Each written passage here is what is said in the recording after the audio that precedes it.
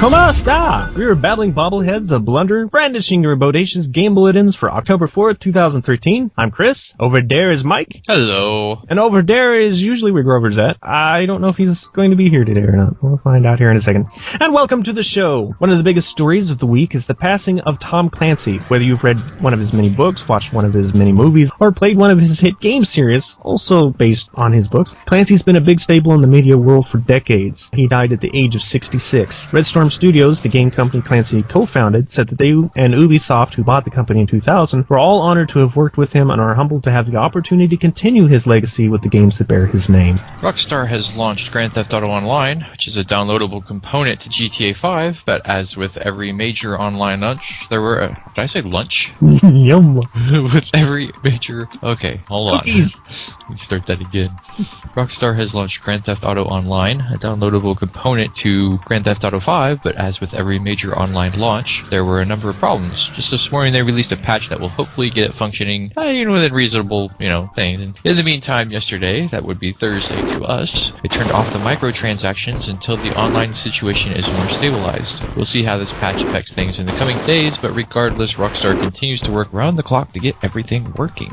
They're working to get everything working. Excellent. Flawless victory. And Sega brings us our layoffs of the week as an unnamed number of jobs were cut, possibly due in part to them recently adding Atlas to their fold and how it will change its business model. Though Capcom isn't far behind with some major cuts over the next week, as a report is claiming that it will reduce its European offices and studios by more than 50%. After 3 major games in a row failing to meet expectations, they'll be banking all the harder on their upcoming titles like Xbox One's launch exclusive Dead Rising 3 and Big Deep Down... Okay. That sounds like the name of the game, The Big Deep Down. No. And Deep Down, the big RPG that's slated for the PlayStation 4. Ian Livingston, the life president of Eidos Oh my god, I cannot read.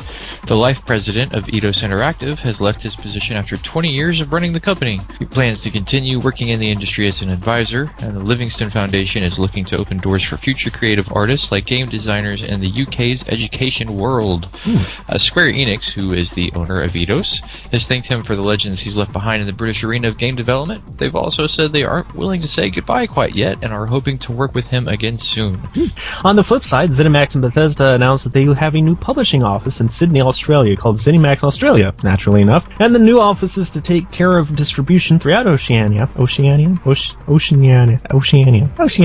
Oceania. One more time, just for posterity. Oceania. An area often shafted by delayed releases, high prices, and long history of banned titles.